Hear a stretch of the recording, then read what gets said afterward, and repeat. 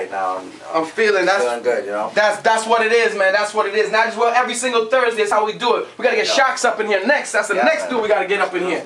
But right about now, it's all about Oli. So we gotta ask you, man. Oli, first and foremost, all right. I seen this dude. You know what I'm saying? And what caught me, because you know me, I'm in love my live shows, I'm in entertainment and stuff like that. And I seen my man do a show, and he just killed it. I never seen so much passion. I never seen so much heart. You know what I'm saying? And I just could see it. He breathes it. He lives it. And I have to just salute him as an artist because, you know what I'm saying? There's not more respect I got for you, homie, for sure. Likewise, man. Likewise. No one does it like you. Everybody says the same thing. You bring a smile to everybody's face, and just to be here and the energy that we connected with, yo, it's a blessing. So that's what's up, man. We win this. We definitely gonna connect, man. So yeah, dude. So let's talk about it, man. You got a bunch of CDs up in here, Sophisticated Thoughts. Yeah, man. What's up with this? Sophisticated Thoughts is actually, I would say, my first official CD. I made a computer CD, you know, with a microphone, just original beats.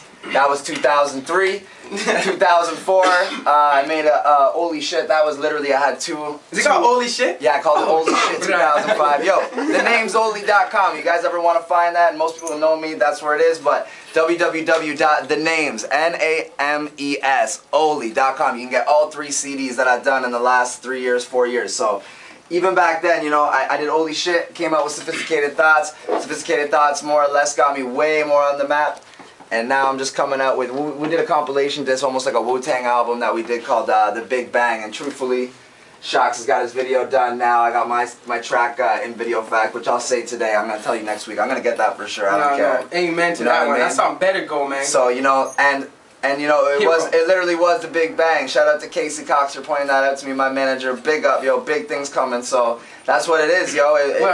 Yo, Oli, I gotta tell you, this big thing, and speaking of on the map, you are literally on the map. I wanna tell you this, bro.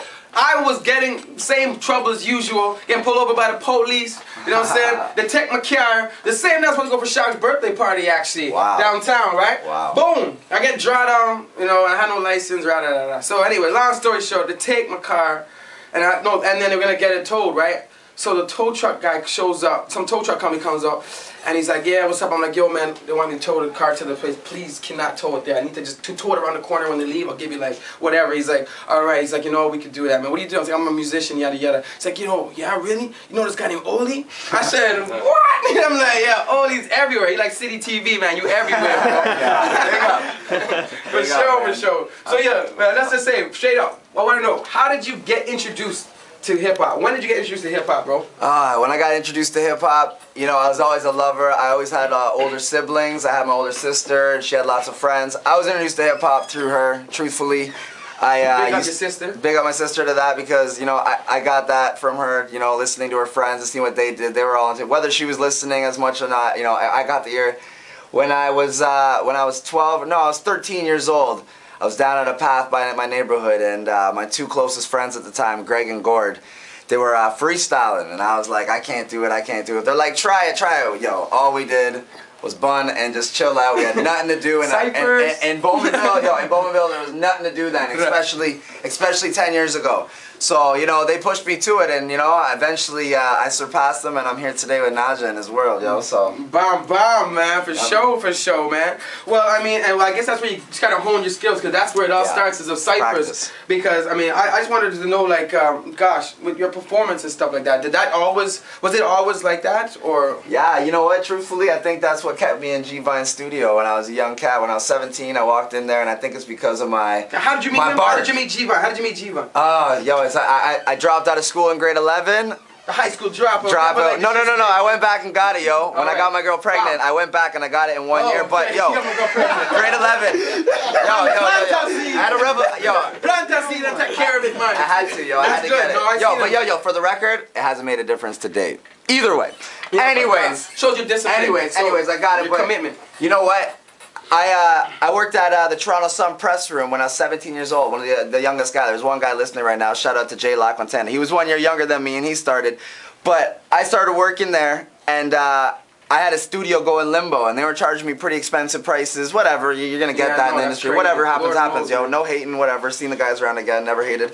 But it came down to him pointing me in the direction of G-Vine. G-Vine, remember, he saw him at a club. And yeah, man, he pointed me in the direction. This guy Andre and this guy Brian and another Brian Call and then Brian Panko, yo. They pointed me in the direction of this guy. my mentor, my best friend, my father, my uncle, everything, man. He's turned out to be everything in my life, and yo, I know he feels the same way. And yo, I went up and I buzzed at least 7 or 8 different studios until this white guy, pissed off, stuck his head out the window. I was just like, he's in that room, and he yelled at me. So, like I said, yo, he let me up. I was ecstatic. I couldn't wait to set up with him. He made a couple meetings. And like I said, the reason why I think I was around the longest time, I think it was my bark, because, yo, we all know I'm only like 140 pounds anyways. Yo, I was sitting here, I'm a skinny guy, but the voice is the bark. And yo, I think he realized I had something at a young age. I had a strong voice. So. Okay, you know what? Speaking of which, man, I gotta ask you that. That's because your voice is your trademark, all yes, right? Man. Absolutely. So what do you make of comparisons to like a DMX or always? You know? Well, no. What do you feel about that? How do you? You know what? For people to relate me to him is maybe my goal accomplished, because he's intense and I'm trying to be intense. I'm trying to make people feel it. You know, a lot of people always say that people always relate me with Eminem, but I love Eminem. Eminem is definitely a person I looked up to forever. He's ridiculous. But he's got that, he doesn't have the voice that initiates it, you know? It's not like, you know, like... He's about his flow and what he puts in the if you're going to say I'm going to kill someone, he's going to be like, I'm going to kill someone. I'm going to be like, I'm going to fucking kill somebody. You know what I mean? It's like, so maybe the difference, well, like I said, man, I've looked up to the guy my whole life. Yo, I plan to be an actor one day, just like him. Anything, man. Walk in his footsteps. We're working on that. I'm gonna work it out, bro. Don't worry. Man. I'm always gonna be the bad guy. So. It's funny, you know. It's funny how you'll draw those. Someone will draw those kind of comparisons to like a white person doing a certain type of music. Like when I play, for me playing trumpet, and when I play trumpet and I sing, there's this one old white guy named Chet Baker from the '50s. Every time I play, man, people come up to me. They're like, you're exactly like this guy, old man. It's like, and if you hear how he sounds and how I sound, it's just like not the same thing, dude. And like I totally, you know, it's like, but when people come up to you and say that, you just have to be like, oh, thank you.